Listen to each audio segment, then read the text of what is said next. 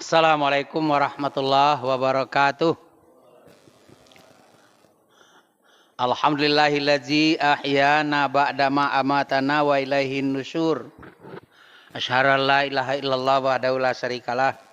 Wa asyhadu anna Muhammadan abduhu wa rasuluhu la nabiyya ba'dah. Allahumma salli wa sallim ala Muhammadin sayyidil mursalin wa ala alihi wa ashabihi ajmain, amma ba'du. Alif lam mim. Ghulibatir rum fi adnal ardi wa hum min ba'di ghalabihim sayaghlibun. Fi bid'i sinin lillahil amru min qablu wa min ba'du wa yawma izi yafra'ul mu'minun binasrillah yansuru man yasha' wa huwal azizur rahim.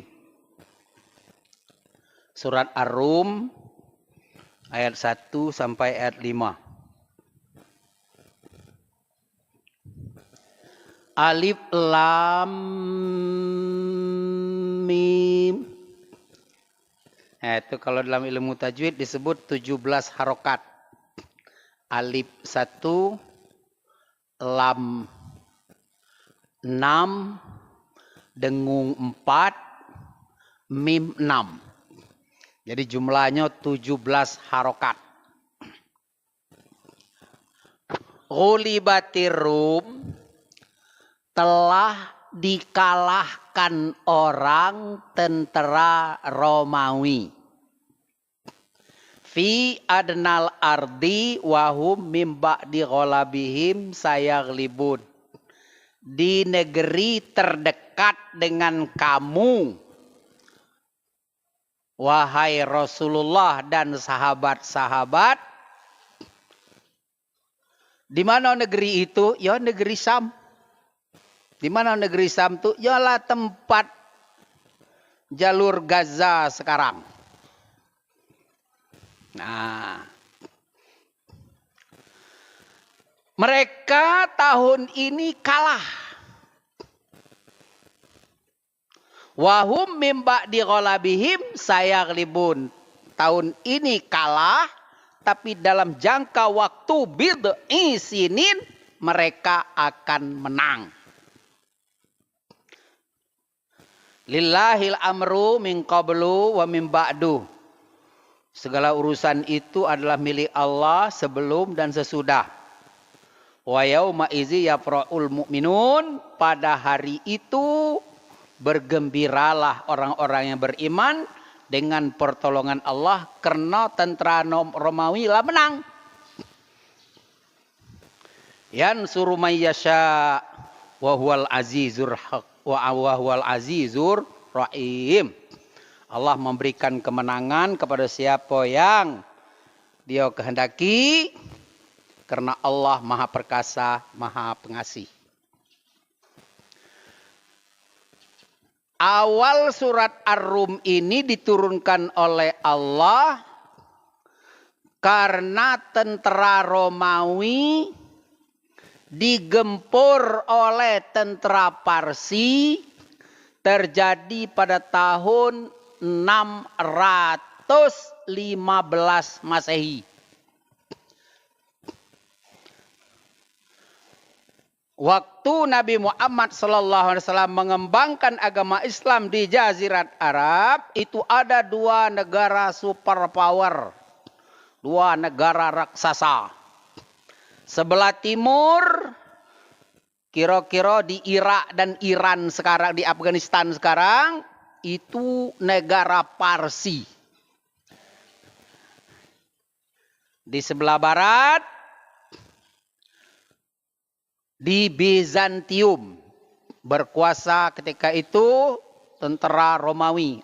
Orang-orang Romawi yang ketika itu dipimpin oleh Heraklius. Yang Parsi dipimpin, yang rajonya ketika itu Zardajir. Nah. Sebelum peperangan terjadi,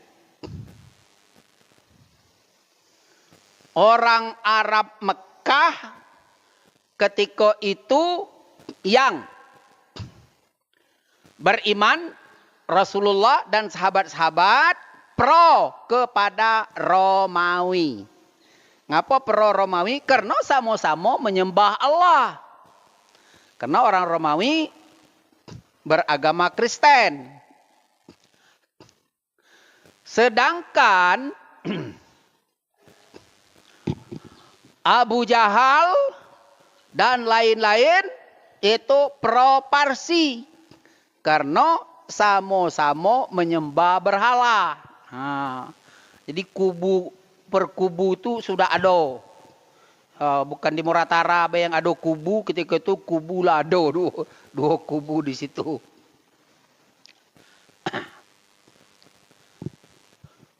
Jadi ketika bakalan perang akan terjadi, maka dua kubu kok saling cemeeh lah. Bahkan ada yang ngajak bertaruh. Maklumlah, baru-baru Islam baru ini 615, sedangkan Nabi Muhammad diutus oleh Allah 600. Nabi Muhammad menjalankan syariat itu 610. Jadi baru 5 tahun Islam hadir ketika itu. Berkat pimpinan dari tentara Parsi itu ada dua beradik jenderal. Jenderal dua beradik yang kakaknya bernama Jenderal Farhan, yang adiknya bernama Saharman. 615 itu dimulailah pertempuran. Tentara pihak Parsi mulai masuk dari Irak, Babilonia, terus merangsek ke sebelah barat. Sedangkan tentara Romawi sudah nunggu di daerah Syria. Daerah Damaskus. Menunggu di situ. Terjadilah pertempuran sengit. 7 hari 7 malam berperang sehebat-hebatnya di antara Parsi dan Romawi ketika itu. Akhirnya tentara Romawi kalah. Kalah tentara Romawi. Tak lama sudah itu terhabar. Sehingga ketika itu para sahabat Rasulullah bertangisan. Karena saudara-saudaranya atau saudara-saudara yang sama-sama menyembah Allah, Romawi kalah. Abu Jahal, Ubayyah bin Khalaf, Abu Sofyan, Abu Lahab, abu-abu lainnya mencemeeh. Itu ketika itu perang tuh bukan perang main-main. Nganggap perang bertanding antara Tuhan. Tuhan kamu koketinyo. Keo. Kata Abu Jahal dan Ubayyah bin Khalaf dan lain-lain. Hebat Tuhan kami. Lata Uzza. Sebab dia pihak Parsi. Nah, ketika kawan-kawan atau sahabat-sahabat Rasulullah sedang bersedih, datang Rasulullah, ngumpul Abu Bakar, Umar, segala macam kumpul. Kata Rasulullah, kumpul. Apa hal kamu kau bertangisan? Apa hal kamu kau bersedih? Jawablah Abu Bakar ketika itu, ya Rasulullah, mana dak sedih. Saudara-saudara kita Romawi kalah. Oh, itu persoalannya, kata Rasulullah. Sabar.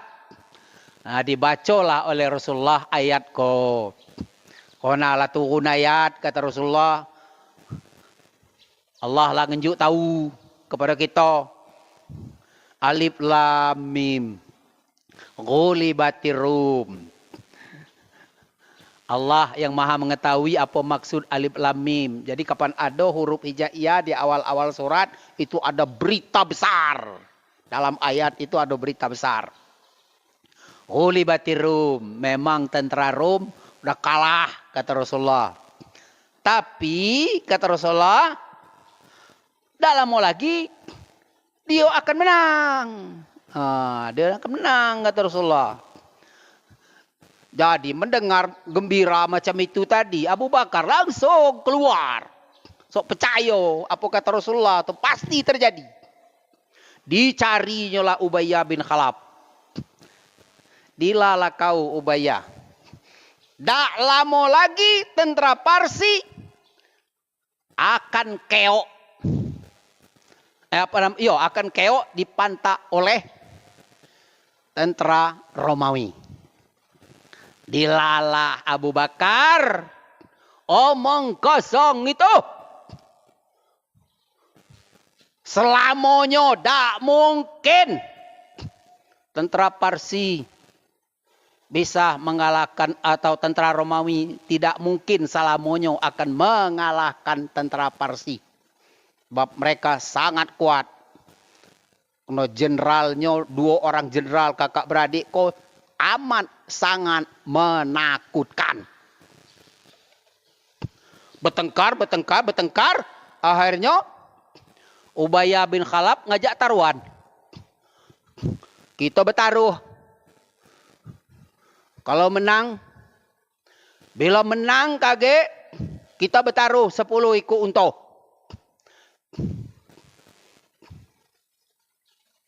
Abu Bakar ngomong, jadi. Sudah terkabar itu, lalu ngadu dengan Rasulullah. Laku ajak ini wong kafir tu ngajak bertaruh. Parsi tak kemenang. Tak kemenang-menang lagi Romawi mengalawan Parsi. Tapi ingat ya, ayat yas'alunaka anil khamri wal maisir, ayat tentang judi, tentang taruhan belum turun. Nah, salah paham. Belum turun ayatnya. Berapa taruhan? 10 ekor unta. Berapa kan ini? Kan ajak bertaruh itu tadi. Itu kata Abu Bakar, pokoknya tak lama lagi, sekitar setahun 2 tahun. Jangan ngambil angkat pendek, kata Rasulullah.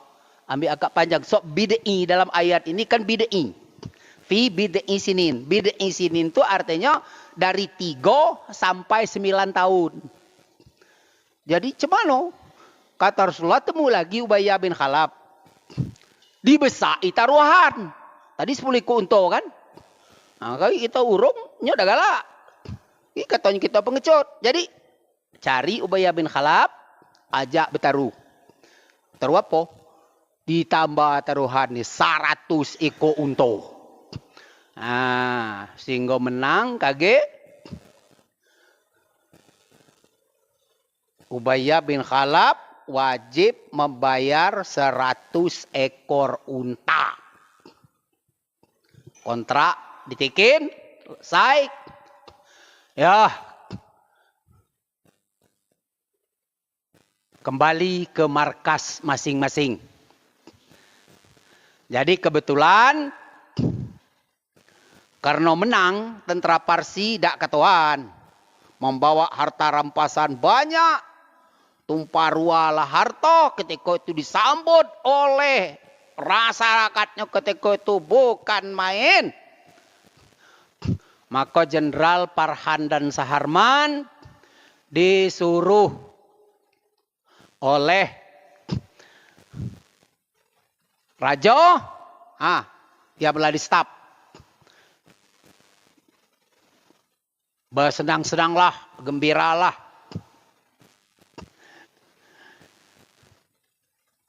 Diberi penghargaan. Pokoknya yo tentara menang lah. Tahu ngato itulah dihargai. Jadi juara Olimpiade berbalik ke kampung Dinju segala macam hadiah. Apalagi menang perang.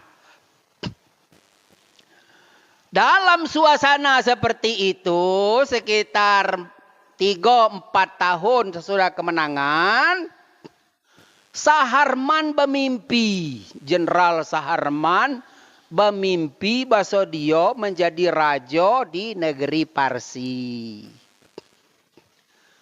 Mak mano cerita kau tadi tentu ialah cakap dari mulut ke mulut sampai ke raja. Sampai ke Zardajir. Bahasa Saharman bermimpi dia jadi raja Parsi. Takutlah Jokowi. Mulut pula Jokowi. Mulut ke Jokowi.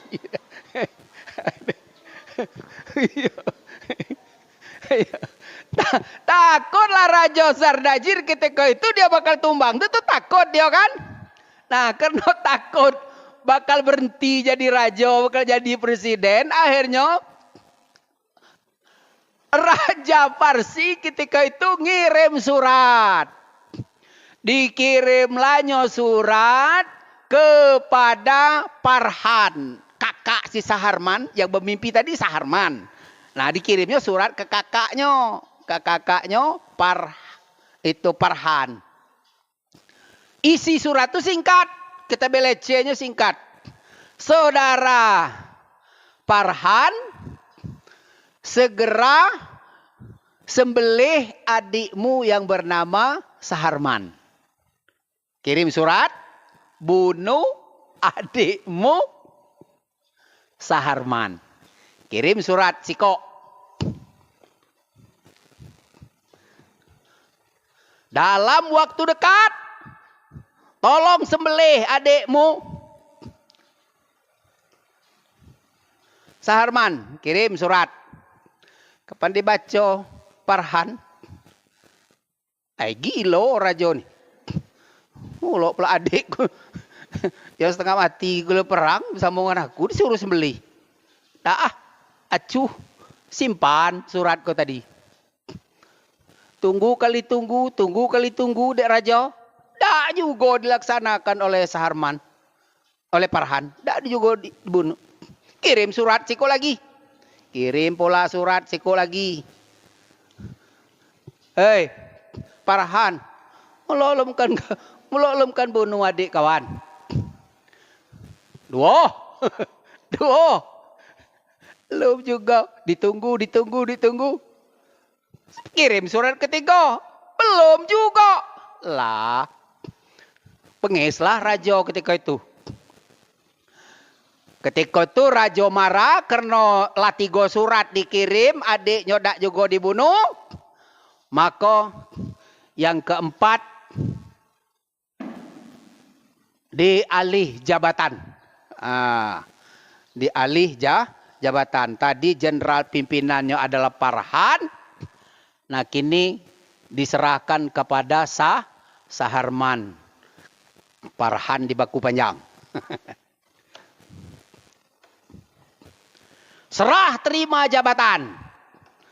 Begitu sudah serah terima jabatan, lah rami, lah begadang masyarakat, lah gembira ria karena kita lah dapat pimpinan jenderal baru. Nah, begitu Saharman menjadi panglima, menjadi jenderal besar, raja terus nak melaksanakan. Dikirimlah surat. Dikirim surat.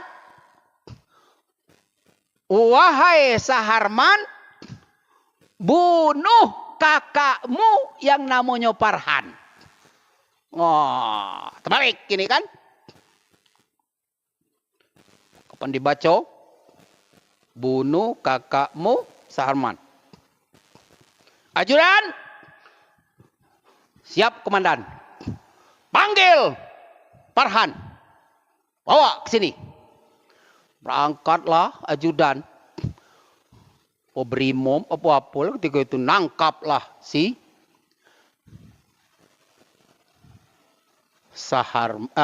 nangkaplah si Parhan. Parhan dibawalah ke dalam markas besar angkatan bersenjata ketika itu. Langsunglah ketika itu Saharman dengan garang dan marah. Hai Farhan, saya Panglima, kamu pada hari ini akan dibunuh. Loh, apa salah aku nih? Tanya lah sih, apa salah aku nak dibunuh nih? Bersalah, tak bersalah, tetap akan dibunuh. Perintah siapa? Atau perintah Rajo? Okelah, kata Farhan. Kalau memang Rajo mengendaki begitu, saya akan dibunuh. Siap. Yo, jenderal yang namanya politik kan macam itu. Hari kau jadi Rajo, besok jadi Hambo. Asolah pimpinan. Mau tak macam itu, jangan nak terjun ke dunia politik. Pening kepala. Mau nak pergi ke dunia politik kok. Udah banyak. Laki ni kan dunia olah terbuka. Udah banyak. Jadi caleg, lah terdaftar sebagai caleg. Duit dah katik lagi. Nah akhirnya naik menara. Celentam terjun. Udah banyak itu. Udah banyak. Lu pemilihan. Duit lah habis. Nah. Udah. Terpilih belum tentu. Ya politiknya macam tu. Jadi kalau udah hati-hati dengan politik, ya jangan-janganlah mikir-mikir lah. Jadi dihadapkan, jadi kalau memang kata Farhan aku mau dibunuh, permisikan aku dulu, aku nak balik ke rumah. Ngapa? Sebab di rumah tu ada azimat. Jadi kalau azimat telumkan baca, telumkan ya, kada bisa, awak aku kebal. Maka menang kita perang, kena kok kebal. Jadi azimat tu harus dipacul dulu. Ya, azimat tu harus dipacul di badan awak. Anak ngambil. Gila Farhan. Ngambil 3 ijek surat kau tadi. Isi surat tadi apa? Saudara Farhan, bunuh adikmu Saharman. Kan itu isinya kan? Nah, sekarang Saharman yang nak bunuh kakaknya. Tolong baca tuan. Ko azimat si ko. Baca.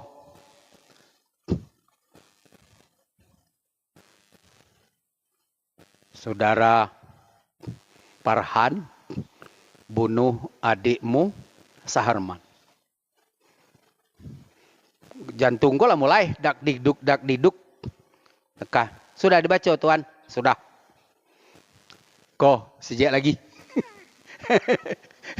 Baca surat. Ngapa belum dibunuh adikmu? 2. Sudah Panglima? Sudah. Mana? 3.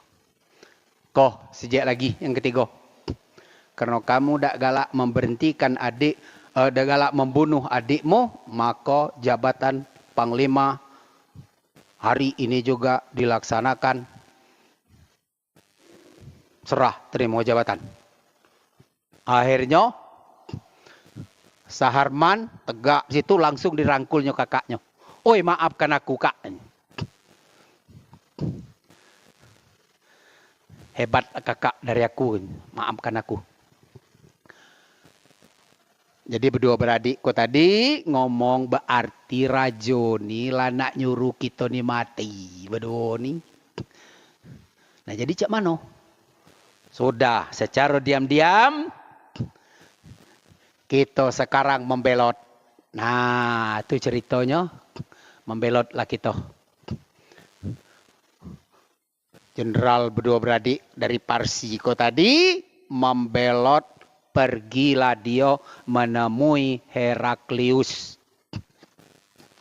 Ada surat rahasia dari orang berdua beradik ini kepada Heraklius. Kami nak datang, kami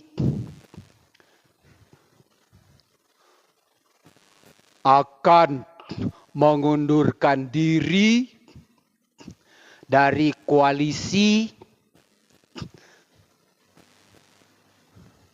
perubahan.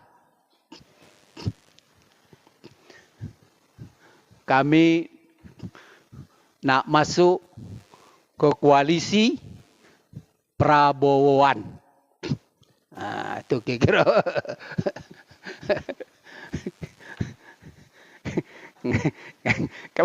Kapan nyengok dunia mak ini nih.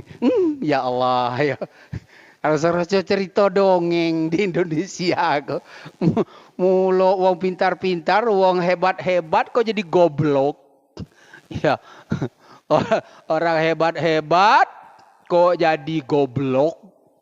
Kok jadi dungu. Ya, menong kita mikir. Anak ingusan. Hai gilo nian. Para jamaah subuh yang dimuliakan Allah, Heraklius sudah siap dengan apa nama kok? Balan tentara. Kita takut kaget. Ini dua jenderal sangat menakutkan. Disiapkan di luar tuh sudah ini tentara Heraklius di Bizantium itu sudah diinikan ya. Jadi terjadilah pembicaraan dengan Heraklius ketika itu. Jenderal Farhan dan Saharman ngomong, kami ingin balas dendam. Kata jenderal dua beradik, kami akan balas dendam kepada Zardajir.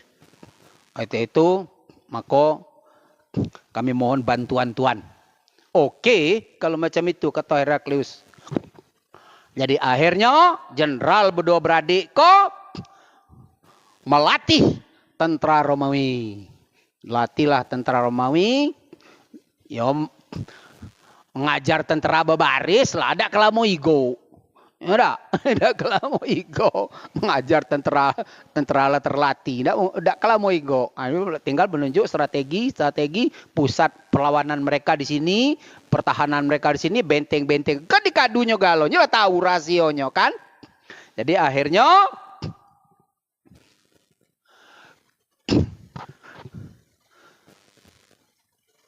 dua jenderal ini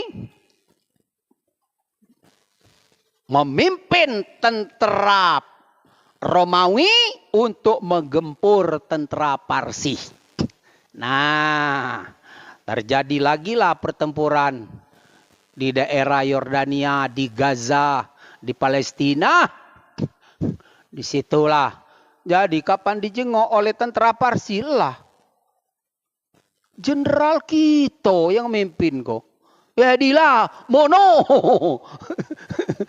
Mati kata tentara Parsi. Dilah mundur. Udah. Kocar kacir lah ketika itu tentara Parsi. Baru jingok baik. Zaman keemasannya Islam kan. Siapa pemimpin perang? Khalid bin Walid Nadab menjadi teraban. Dilah melawan jin. Dosa dilawan. Kok macam itulah. Jadi perangnya 3 hari. 3 hari perang. Hancur. Sehancur-hancurnya tentara Parsi ketika itu. Terjadi pada tahun 622. Jadi bid'ah isinin di siko disebut oleh ayat 3 sampai 9 tahun. Terjadinya cuma 7 tahun. 2015 tentara Romawi kalah. Ya. 615 ya. 615 apa nama Romawi kalah. 622 dia menang. Nah insya Allah mudah-mudahan 2024 kau kage Anies Baswedan menang. Dilaloloh. Aku pikir kalau nak ngalahkan Anies tu ya cuma siku tulah. Aku dah kau nyebut nih. Siku tulah yang nak ngalahkan Anies. Mulai itu dilah dak kekalah Anies. Tapi main siku tu yo, datuk ngatonya rak. Kita mau yang siku tuh digunakan ganti. Nah, udah kalah. Ya apa boleh buat. Memang nak ajur nian kita. Tapi selain dia yang siku tuh insya Allah. Nah, dengarlah menang tadi Abu Bakar kan dengan Rasulullah kalah di Madinah. Abu Bakar dan sahabat-sahabat Nabi kalah di Madinah. Ya lah hijrah lah di Madinah. Jadi yang tinggal di di Mekah ketika itu Abdurrahman. Nah, yang tinggal di Mekah tuh ketika itu anaknya Abdurrahman bin Abu Bakar. Bu. Oh, Bu. Ya ada, Bu. Ibu sering nyebut Abu Bakar.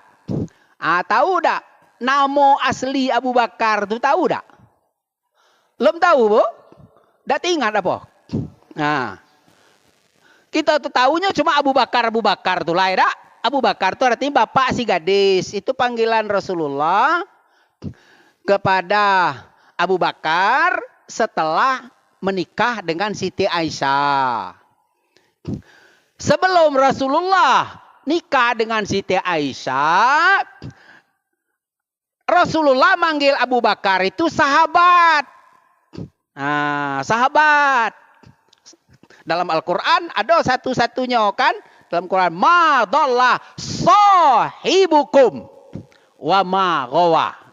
Itu dalam surat An-Najmi. Jadi sahabat. Nah, jadi Rasulullah kok oleh Allah disebut sebagai sahabat. Kalau nabi-nabi yang lain akho. Wa ilal madyana akhahum Su'aiba. Akho, saudara. Nah, kalau nabi kok dengan nabi kok disebut oleh Quran sahabat. Sahabat itu artinya ya sahabat lah namanya kan. Sahabat di dunia maya, di segala macam kan sahabat namanya. Kalau akho berarti pertalian darah. Wa ila Samud akhahum solihah.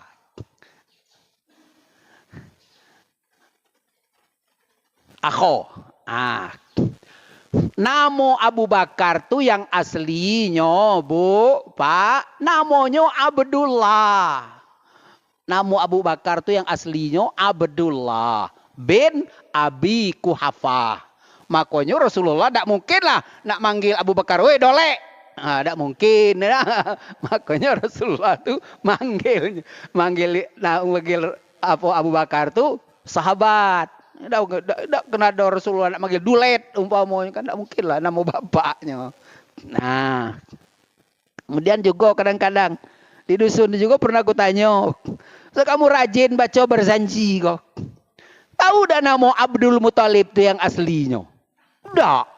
Nah, rajin membaca berzanji artinya. Tidak tahu nama Abdul Muthalib. Abdul Muthalib itu nama aslinya Pak Bu Saibah. Saibah bin Hasib.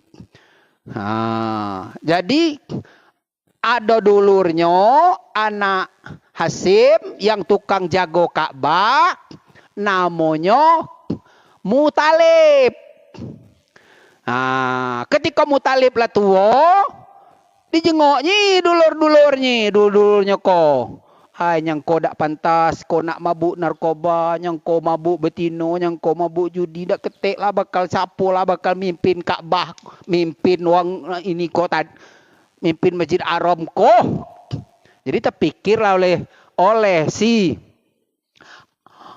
Muthalib, dia teringat bahwa bapaknya Hasim tu ada nikah di Madinah. Nikah di Madinah, ada dape anak lanang siku. Nah, ketika itu teringatlah oleh Muthalib. Aku nak pergi ke Madinah. Pergi ke Madinah, ngusi umak mudanya. Mak, aku nak ngajak adik Saibah ke Mekah. Aku nak mimpin dia, nak mendidik dia supaya dia menjadi pimpinan Ka'bah. Dulur-dulur di Mekah kok cingkahak galo mak gawenyo. Nah, iyalah kata mak mudanya tadi, ya bawalah. Jadi bawalah si Saibah ko tadi ke Mekah. Udah gitu tiba di Mekah, orang banyak bertanya, oi sapo sok budak, bujang ganteng belagak yang dibawa Muthalib tuh, siapa tuh? Nah, dibawa Muthalib lah. Dila ini banyak gue cerita sebut bela Abdul Muthalib, artinya budak bujang yang dibawa Muthalib. Nah itulah maka nenek Nabi itu Abdul Muthalib itu kesohor, namo Saibahnya hilang. Nah, jadi balik ke persoalan tadi Abdurrahman ya. Jadi Abdurrahman anak Abu Bakar langsung nemui Ubayyah bin Khalaf. Ubayyah bin Khalaf ketika itu lah mati dalam perang Badar. Datangnya ngusi anaknya, bapak kau dulu pernah bertaruh dengan bapak aku. Kini bapak aku menang. Maka aku minta sekarang nih bayar 100 ekor unta. Mon semiliar berarti 100 miliar. Jujur orang kafir dak seroman kita kadang-kadang kan utang bapak awak. Seralah tagilah ke kuburannya. Tapi anak Ubayyah bin Khalaf ketika itu bayarnya. Jadi bawa duit. Pokoknya bang tapeot-peot lah tiga iku untung udah duit ke Mekah, ke Madinah. Mau duit ke Madinah. Jadi begitu dibawa duit ke Madinah, Abdurrahman ngadu dengan Abu Bakar. Ya, ini aku bawa duit. Terkejut Abu Bakar. Oi nak, dari mana kau dapat duit sebanyak kau? Lah, kan Buya dulu pernah berjanji dengan Ubayyah bin Khalaf. Nah kini kan Buya menang, maka ini dibayar. Oh, kata Abu Bakar, gemite Abu Bakar, temesan gitu kan. Jangan main-main nak, kok duit taruhan. Semua selamat lah nak, macam mana ini?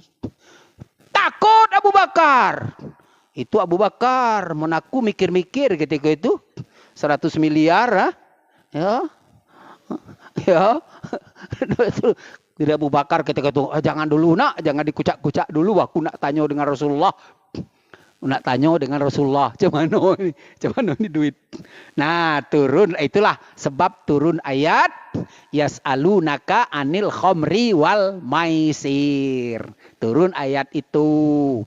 Mereka akan bertanya kepadamu tentang khamar dan permainan judi. Dengar cerita itu, Rasulullah langsung Abu Bakar langsung menceritakan kepada Rasulullah bahwa ada 100 miliar dibawa oleh anak aku dari ini bla bla bla bla. Apa kata Rasulullah? Tasaddaq ilal fuqara wal masakin. Sedekahkan itu kepada fakir miskin. Menong Abu Bakar Abdurrahman ketika itu mentau cak itu tadi boleh tinggal separuh di Mekah. Jadi akhirnya 1 peser pun duit itu tidak diambil oleh Abu Bakar dan Abdurrahman ketika itu. Nah, Bapak dan saudara-saudara sekalian, inti dari apa yang kita ceritakan ini bahwa Allah Ta'ala tidak akan mengingkari janjinya.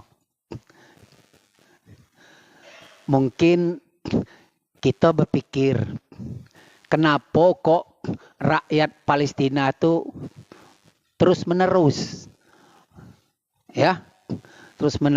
dilanda perang yang tidak seimbang. Bani Israel, bukan Bani Israel. Kalau Bani Israel itu sebenarnya bagus. Yang tidak bagus tuh Zionis Yahudi. Itu yang tidak bagus tuh. Mereka tuh seperti benalu. Jadi Yahudi itu di mano-mano, Zionisko tadi di mano-mano bikin kusut. Hidup di Amerika bikin kusut, hidup di Jerman bikin kusut, hidup sekarang Indonesia pun lah banyak Yahudi PC di Indonesia ini kan banyak tuh. Ya. Kalau dibaikot segala macam produk Israel, cak mano pegawai-pegawai nak makan, kan itu cerita. Nah, yang ngomong seperti ini itu namanya Yahudi PC. Yahudi hidungnya panjang, besoknya kan. Nah, kok Yahudi PC di Indonesia kok hidungnya pendek. Itu Allah kini kok ngenjuk kesempatan kepada kita untuk beribadah kepada Dia. Itu sebenarnya. Kalau kita melihat ibu-ibu di Palestina dengan ikhlas, bahkan ada yang berdoa, ya Allah, kapan suamiku syahid? Kapan anak-anakku jadi syahid? Itu mental mereka. Lata jengok dinyo. Bagaimana tempat anak-anaknya di sorga. Yang kecil nanti bakal mengerumuni Nabi Ibrahim. Yang syahid kage bersama-sama dengan para syuhada. Nah, kita macam tu juga. Dilaga, dia aduh ni kadang-kadang aku udah pening aku. Dia laga apa ustad apa ini kadang-kadang. Sejahat-jahatnya Hamas masih baik juga. Kenapa? Mereka tan mati.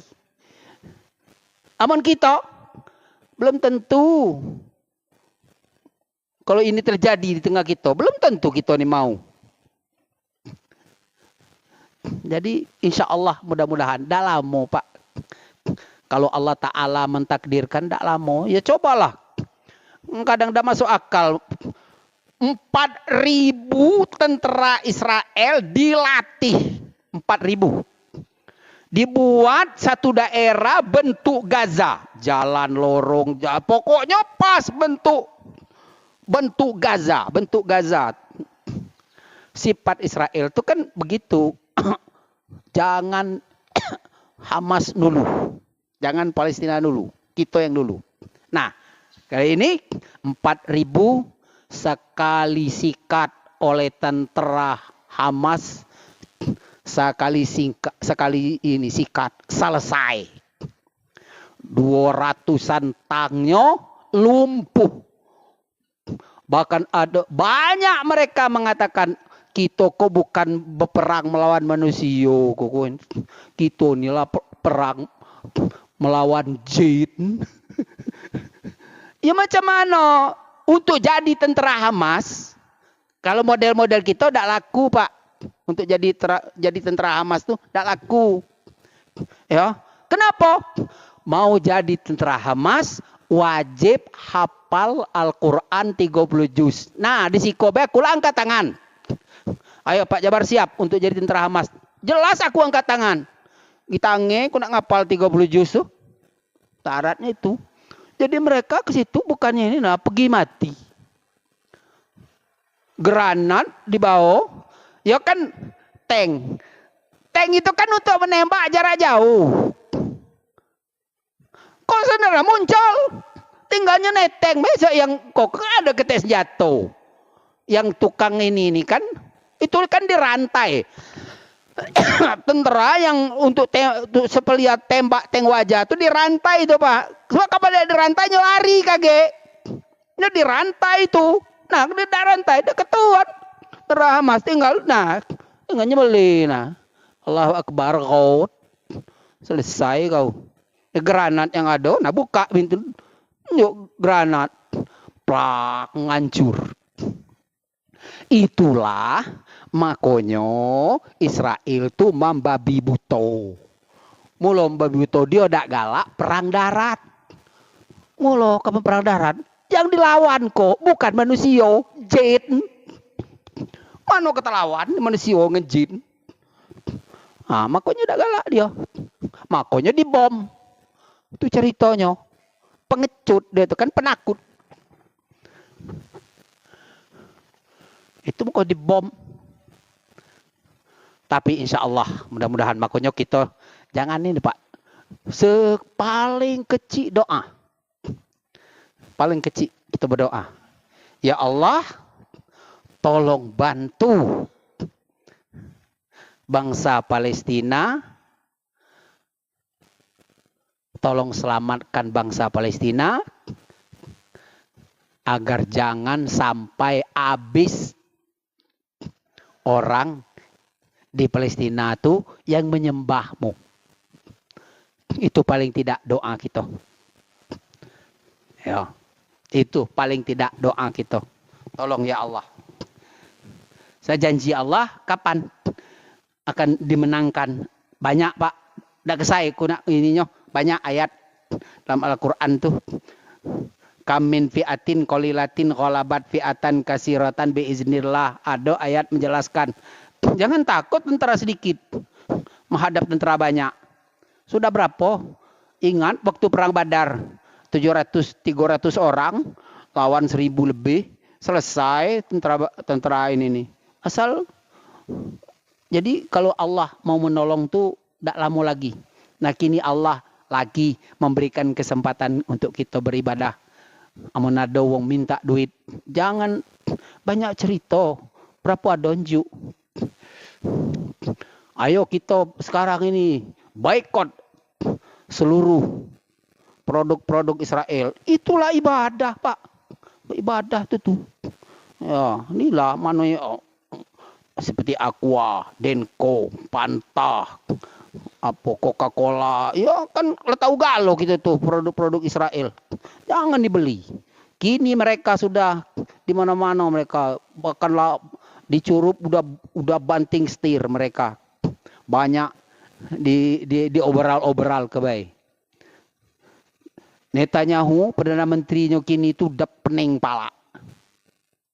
Mano rakyat nuntut, nyo duit negara sudah amblas. Kehancuran dia sekarang ini kalau menurut duit kita itu sekitar 7.700 triliun. Lapunalino. Dasar bae dia di backing oleh peteraban bejingan-bejingan tolol yang ada di barat itu. Kalau tidak tuh selesai lama dia itu selesai dibabit oleh Hamas. Ekonomi mereka sudah hancur sehancur-hancurnya kini. Jadi itulah saya ingatkan kepada kita bersama. Jangan lupa Bu, Pak, pokoknya sudah sholat kita berdoa kepada Allah Ta'ala. Tolong ya Allah, jangan dihabisi. Ya.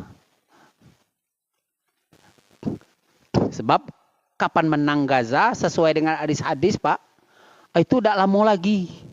Dunia kok nak karam. Ya kawan, dalam hadis-hadis itu banyak tuh diterangkan itu kawan ini menang. Nah, jadi iyalah satu sisi kita minta menang, satu sisi kita takut kaki dunia kok karam. Semoga Allah Subhanahu wa taala memberikan taufik hidayah dan inayahnya kepada kita bersama, dan semoga Allah membantu rakyat Palestina sebab Allah Maha Kuasa. Amin ya rabbal alamin. Wassalamualaikum warahmatullahi wabarakatuh.